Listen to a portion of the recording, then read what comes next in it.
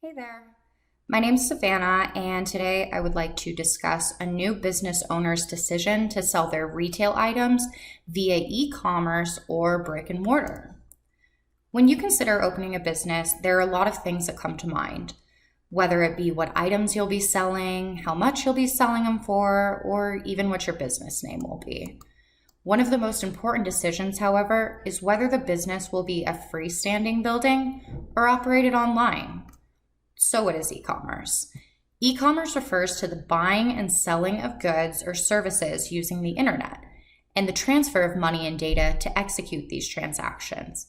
Examples of this might include Amazon, Etsy, or eBay. As technology and the internet continue to expand, a report from eMarketer shows just how rapidly e-commerce sales are rising.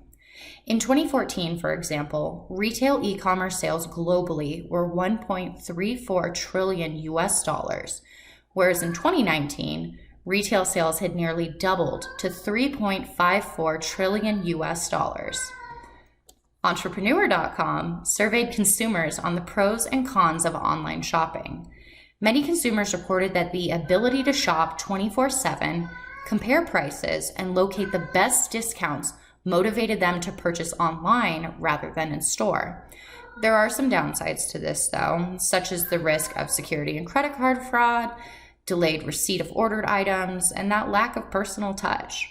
On the other hand, brick and mortar exists as a physical building, like a shop.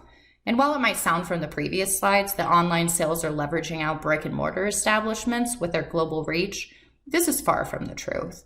Let it be known that 85% of US transactions still take place in brick and mortar stores.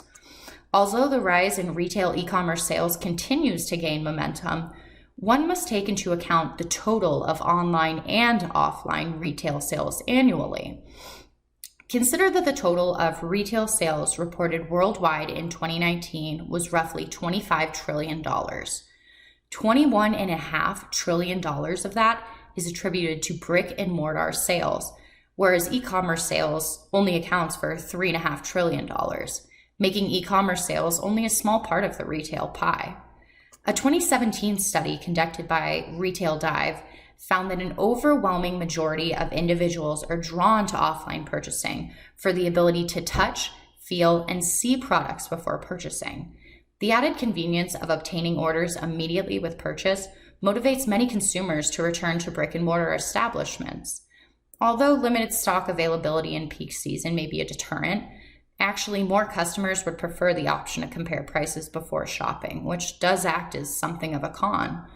While it is apparent that brick and mortar sales will not be going anywhere anytime soon, many retailers are finding that the most advantageous decision is to be operating both a brick and mortar establishment and an e-commerce website. This allows retailers such as Target, IKEA, and Kohl's to offer products both in store and online, increasing their revenue.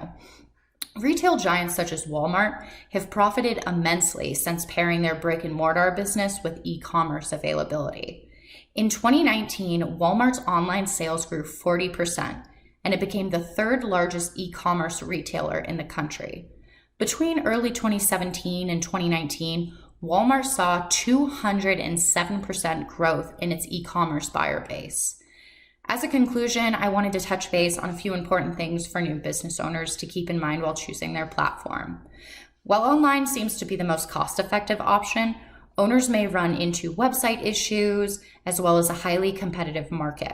For those, on the other hand, who are interested in a storefront, keep in mind the costs that are associated with running a physical business, such as the overhead costs of wages, rent, utilities, in addition to the less likely occurrence that consumers will impulse buy.